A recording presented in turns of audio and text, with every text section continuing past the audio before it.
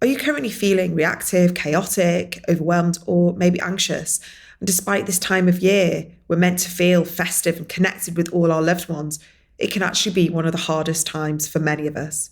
And if this is the case for you, first of all, I'm sending you love, I'm sending you compassion. But if you are looking for some further help and support, then I wanted to let you know that my 2-part Reclaim Your Calm workshop is now available as an on-demand resource. So it's now been recorded and it's available.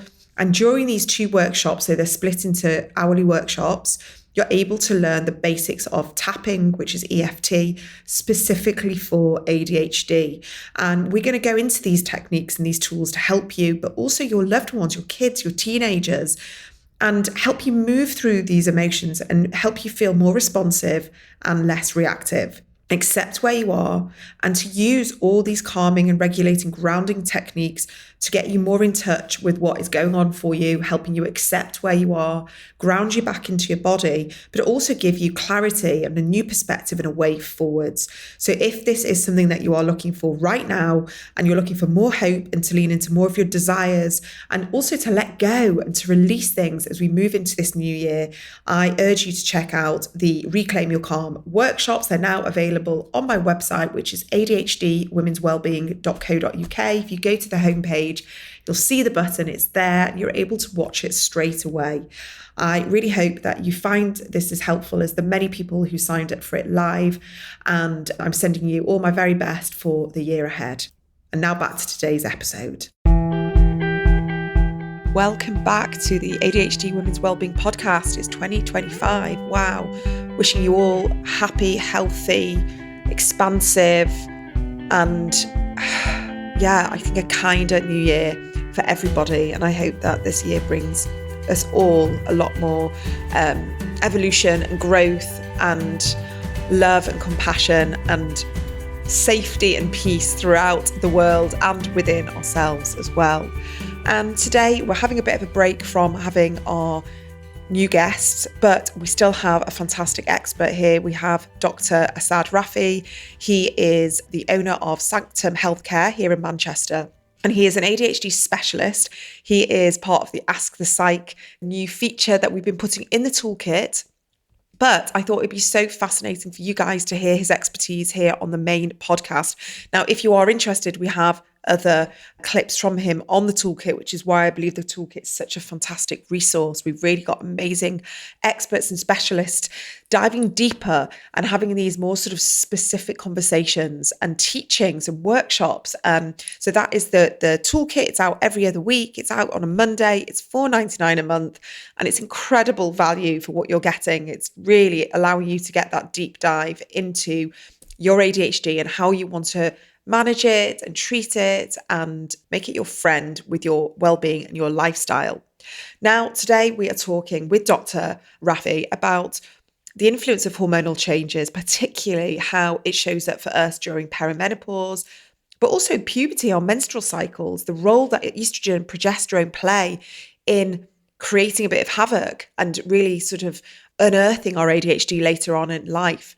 So we talk about how our hormones, especially with ADHD, impact our sleep, our mood, the many different ADHD symptoms such as our emotional regulation, our restlessness, our energy. And it's so powerful to know that we're learning this, that we're learning that hormones have a massive correlation to how our ADHD shows up. So Dr. Rafi gives us some advice about potentially some progesterone-only treatments. He really emphasizes the need that we do need this hormonal balance, but sometimes the synthetic hormones or different things, the way we've experienced it through our lives, perhaps have exacerbated our ADHD symptoms, such as the contraceptive pill. And there's so many different ways this could have shown up. And unfortunately, we're still waiting for science and research to catch up. But to have these conversations and to have it validated by a doctor gives us this opportunity that we can find more advocacy, we can find more empowerment in recognizing that a doctor is telling us this, and we can seek alternatives. And we also talk about the importance of considering that perhaps there is early puberty and how that impacts girls, especially on our brain development and the impact that it's having on our mental health. So I think the long and short of it is, this is massively cementing perhaps what many of us have experienced throughout life, from early onset of puberty throughout, whether we've had children, so postnatally, and creeping towards perimenopause and in and out of menopause, that it is not our imagination, that our hormones have played a huge role in how we have felt mentally. So I really hope that today's episode is helpful for you. For girls and boys, when you've got puberty, okay, and you've got those hormone changes, and this is something that we've got to be really, really understanding of. When it comes to females, when it comes to girls, we see so many at that 12, 13-year-old stage because of that transition from a more nurturing environment into high school, but also the onset of puberty in most cases, okay? The advent of menstrual cycles, and knowing that link between the luteal phase, which is the phase after ovulation, just before you're due in your period, 7 to 10 days before, we start to see an increase in ADHD symptoms. We start to see sleep worsening. We start to see a liability towards some of those coping strategies, potentially some of those addictive behaviors, food, nicotine, caffeine, whatever it might be. But also low mood, very low mood people with ADHD are more likely to have PMDD. Yep, so mood and emotions. Or is it the RSD getting worse? Yeah, definitely in the mix. So let's understand why that happens. And I'll try and keep this as simple as possible. But if we think about our female reproductive hormones, and I'll talk about estrogen and progesterone, because to be honest, we don't know enough about testosterone and females, but that is an emerging area. Okay. But we're going to stick to estrogen and progesterone. And what we know is that estrogen, and this is, again, it's coming from a man, is the most potent, most important hormone transmitter in the human body. Most of us guys can't relate to it. Hormonal fluctuations and the role of estrogen and progesterone is so significant that when you start to see the impact of those fluctuations, it helps you to try and understand it from a male, certainly forget being a doctor, just from a male perspective. I don't think any one of us could even walk one day in those shoes compared to what women have to go through. And if you look at the impact of estrogen on the brain, forget anywhere else, because it works on every single bodily system that we know of, your bone health, your cardiovascular health, your immune health, everywhere, Kate. But let's just focus on the brain. Estrogen, in simple terms, helps how dopamine, which is central to your ADHD, that's where the imbalance occurs, okay? So estrogen works in a very positive way to help how dopamine works, but also how serotonin, your mood neurotransmitter, works. So when your estrogen levels start to drop, ADHD symptoms are going to get worse. Progesterone has the opposite effect. So when progesterone levels go up, you're going to see worsening of ADHD symptoms. This is why the Mirena coil, progesterone-only pill, Mirena coil releases synthetic progesterone. It annihilates and it sets ADHD on fire. And this is why I say, please, God, do not take progesterone by itself. Do it in combination, because you need the two to balance each other out. You've got to do it in balance with estrogen. And I'm not even an endocrinologist or a hormone specialist, but I've de facto become one. Okay. You cannot assess, you cannot manage women, girls without thinking about hormones. Fundamentally important. And what we're seeing now is that for ovulation, you're getting that sudden surge of estrogen, and then you're getting the rapid decline. And there's a recent paper which indicates that in that initial drop, the likelihood of impulsivity, hyperactivity increasing is quite significant. Then get a further drop, which appears to be more linked to the inattention phase. So you're seeing these phases and trends. And what's really important is start tracking your cycle, start logging the symptoms, and then as clinicians, collaboratively, dose flexibly. So what we will do is in that week prior to period, if you need a higher dose of medication, that's fine. It's got to be justified. Look at hormonal intervention. Look at cognitive behavioral approaches, looking at stress management, diet, all of those things, because they will all play a part. But this is where we've got to understand managing those hormones. And I walk into schools and girls' schools and I will speak to them and I will say, listen, if we look at a third of the month, typically where girls are going to be facing those hormonal fluctuations, their ability to concentrate, focus, sleep well, all of the things that we've just talked about with ADHD is going to be compromised. Whether they've got ADHD or not. Yeah. Yeah. It's But just it's more going to be exacerbated. exactly, it's going to be more amplified if they've got ADHD. And if they're not on the pill, okay, because sometimes parents are horrified when I say, I think your daughter needs to go on the pill. Oh my God, what do you mean? And I say, no, it's not for the fact that I'm suggesting they need birth control. The purpose here is to correct that hormonal imbalance. But then what happens? Then going to a GP, and if we're not closely advising them, what ends up happening? Progesterone only, or even the coil. Your doctor should be asking you about which contraceptions you've taken, what you've had, even asking about when you started puberty. Because what we now know is that people who went through puberty early, that neuroplasticity process, your brain's maturing process, if that's arrested early, the likelihood of that prefrontal cortex, that junction box in the brain that coordinates all of the activities that underpin ADHD, doesn't work as effectively. What do you consider early? 8, 9, Oh, 10 years wow. old. Wow. Yeah. Okay. What we're then seeing is there's that mismatch between the different parts of the brain. So you've got your executive function that's coordinated by the prefrontal cortex, and then you've got the overactivity within areas that manage emotion, like the limbic system. Mm-hmm. Okay. And this is where we've got to be really mindful about understanding then how do we manage it? If we understand that whole process around when did puberty take place, what's likely to have happened, how do those symptoms manifest over time? It's all about that neuroplasticity process and when that, how mature your brain was at that particular time. That will then aid us or help us to understand how we manage that client moving forward.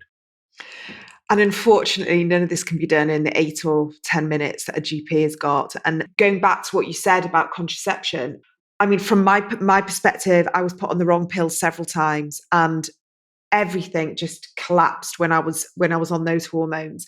It was hideous. It was awful. It was the worst time of my life.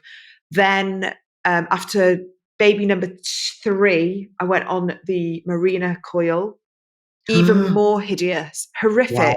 And my GP, my female GP, assured me, I kept saying, I don't do well on contraception. It's like the hormones have never agreed with me. She said, oh, it's such a small, localized. Da, da, da. She literally was like, there's no way you're going to impact badly with the Mirena. So I put my trust and my faith in her. 3 days later, I was throwing things, screaming, crying.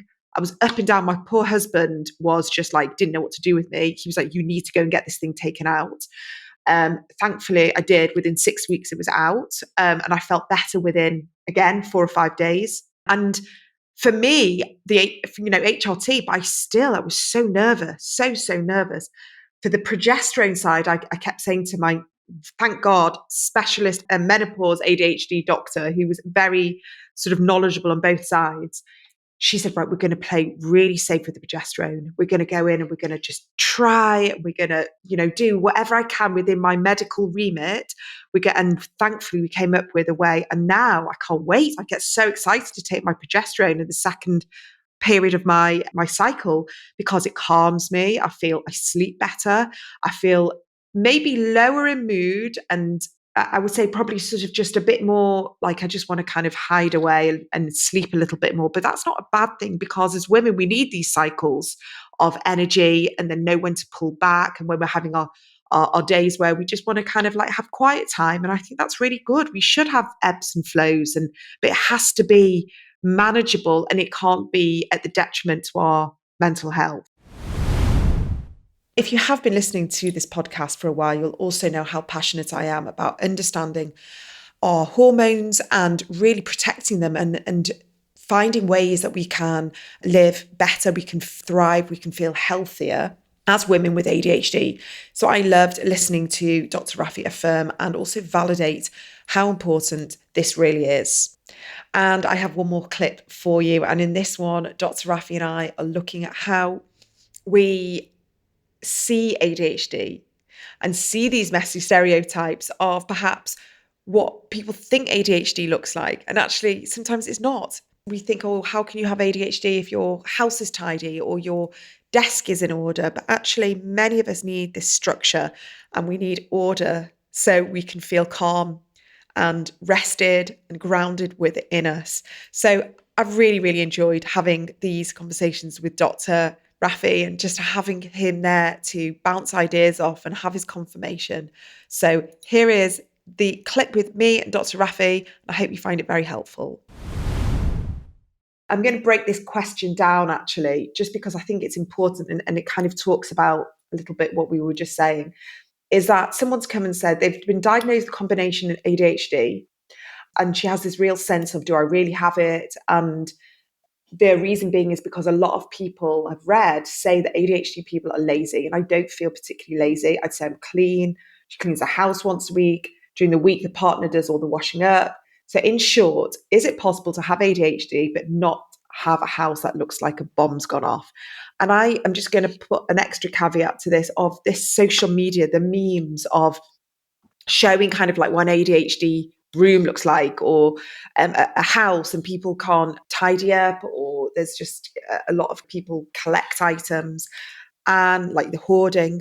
And I just want to say that it's nice for someone to be like, you know what, I think I've got ADHD, but it just doesn't present in that way, especially as a woman, where this sort of social conditioning is, if your house looks like a tip, then you've definitely got ADHD. But if your house is presentable and everything, you look presentable and you're clean and tidy, and then there's no way you can have ADHD.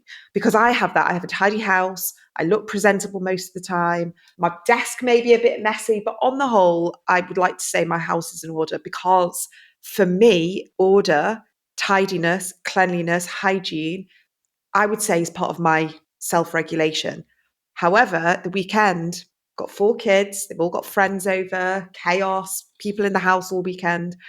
I feel so different on a Sunday night when I'm cleaning, tidying, there's chaos everywhere, shoes, washing, to how I feel probably on like Wednesday morning on my own in the house when everything's tidy and clean.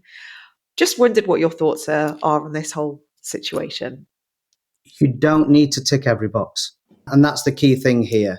That, again, when you've got that, not necessarily myth, but you've got this perpetuation of certain presentations on social media, people feel that that then becomes the narrative or the norm. It's not necessarily the case. However, with this particular question, I found this question quite interesting because on the one hand, she's already given me a load of the answers, which are, she's clearly got a partner there who is potentially compensating for some of her challenges and Or difficulties. helping. Absolutely, right? So, and that could be anyone. That's you, that's mum at this moment in time. So you're compensating potentially for if your children have ADHD or not, or whatever, you're compensating for them. So it changes and it evolves over time, depending on circumstances, depending on your lifestyle, depending on the people around you. So yeah, it doesn't necessarily mean just because you're not, hugely disorganized. You may well have been disorganized in the past, but because you've faced consequences, okay, you've started to develop adaptive strategies, but it will certainly be evident in other areas. So this is the point I was making before. ADHD evolves over time and its presentation will evolve as well, dependent upon the outcomes, the consequences that you face. And if those consequences are meaningful enough, you will adapt to them and it will change. Yeah. I mean, I had an interesting conversation with my son yesterday. He's 19. He's going off to university this weekend. And obviously, there's lots of big emotions there, but he's got ADHD. And interestingly, he'd been away working, doing some work over the week. And he said, you know what I noticed, Mum? He said, because he's obviously gone to school. He's had some jobs here and there, but he did a week of work to get some money before he started uni. And he said, I've really noticed that I can't multitask. And he always shouts at me because if I'm writing an email or texting on my phone, my kids can go, Mum, Mum, Mum, a million times. I just won't hear. And then they have to shout Kate. And then I jump out of my skin because, that breaks. And he said, I noticed myself doing that I was doing one thing and someone was shouting my name and they asked me to do something else and I couldn't hear. And that's, I guess, his first foray into being out of like an academic structure. He was in a different environment, away from home and all of that. But I said to him, I'm really glad that you noticed, because that's okay. You know, you've got ADHD. You can see how it manifests in me. And he just said, I really did notice I couldn't multitask. And I said, fine, good. I'm glad that you noticed that. We'll work on that together. But it's just going back to this noticing, isn't it? How it shows up in our life. And I don't. Can I Yes. to interrupt, Kate? Not that I've got to prove that I've got ADHD there, but just to address that point that you just made about your son, because it's really, really important.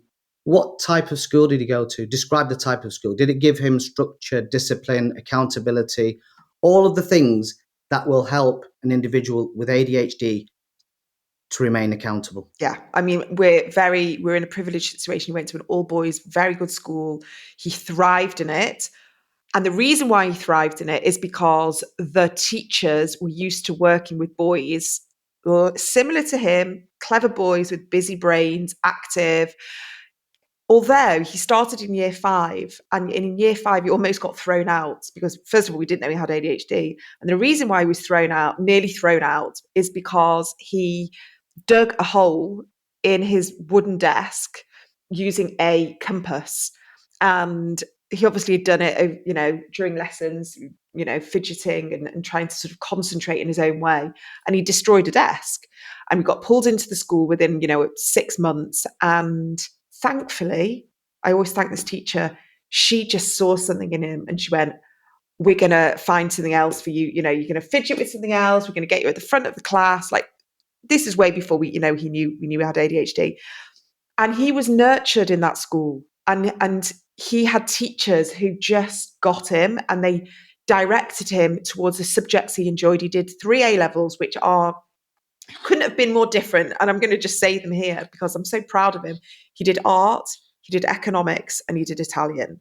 So none of them were connected to, if you look at them on paper, you kind of think, what's he going to do with that? But each subject he loved. And I remember having a conversation after his GCSEs with the teacher, and he went, do what you love. That was his direction. Do what you're good at. Exactly your instructions. What you're passionate about and what are you interested in. Don't do like he was saying, I should do maths with economics because that's what really I should do. And you're conforming to exactly whatever, to societies or people's expectations. What was it for me? Do the sciences. Okay, believe it or not, I didn't have any kind of family pressure on me to become a doctor. I bucked that stereotype. But there was, a pressure there because maybe the non-science subjects just didn't excite me. And that's the route that I went down. But I had a different driver and a different motivator. And again, this brings me back to having that structure, that discipline. Your son was blessed in a lot of ways. Absolutely. Not everybody is blessed to be in that type of an environment where they're understood and they're supported. And nurtured. He was nurtured. But there's a blessing and a curse here, and I'm going to tell you why. Because these types of environments, especially when you're high performing, highly intelligent, and do you know what? You're getting away with it. Okay. When you don't face consequences in life, human behavior doesn't change. Think about it. We only change what we do and how we behave once we face a meaningful consequence. If we keep getting away with it, we don't face those consequences, those behaviors will continue in some way, shape, or form. And if we as parents continually compensate, that becomes a problem. We will nurture them. We will support them. None of us, I always say this, none of us went to parent school. Okay. We learn on the job. We learn by our mistakes. We're still learning. I'm still blagging it and winging it as a dad, believe it or not. My kids will tell you that. Okay. But none of us were taught, how to manage children with ADHD. So looking at investing time in understanding parenting strategies isn't me saying that you're a crap parent. It's saying actually learn the skills, learn the abilities that will help you to understand the condition and how your child operates. That's fundamentally important. Okay. But ultimately, we will do our best to support and look after our children.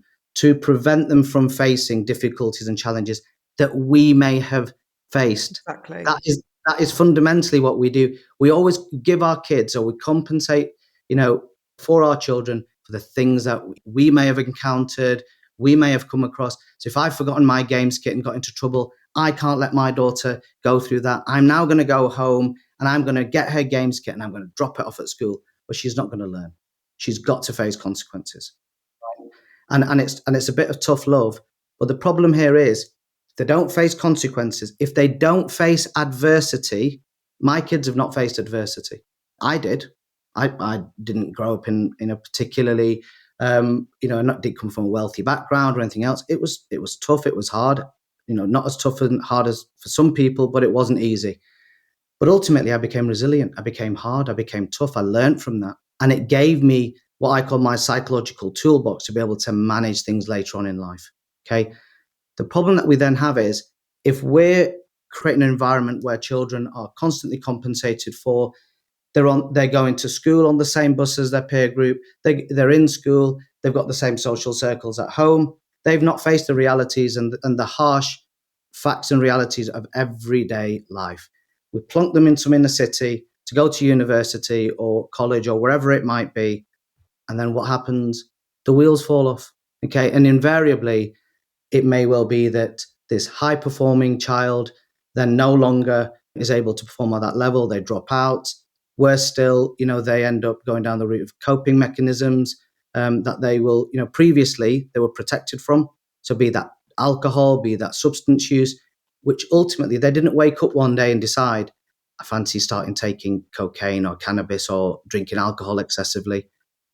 It's built up over time. They've come across something that's given them that therapeutic release. And ultimately then, it spirals into a situation where that becomes the primary problem. And again, the ADHD is missed, right? Yeah. So this is where, when we see those transitions and you'll see those spikes in referrals, primary school into high school into college into university then into the workplace. Because what's happening there is the net's widening. You're expected to become more independent. And as you're expected to become more independent, symptoms of the ADHD can start to become more apparent. So thank you so much for listening to today's episode. I really think that to have this validated by a doctor who specialises in ADHD, who has ADHD himself, has ADHD in his family, to know that he is seeing this right now with so many of his clients, he sees it within himself and he sees it across the board, that we're learning so much more, especially about ADHD in women and girls. So the next brand new podcast will be back on the 9th of January. And there are lots of toolkit episodes out there for you. So if you are diving in and you want to learn more, please do check out the toolkit, and wishing you a very happy new year and a positive 2025 ahead. Take care.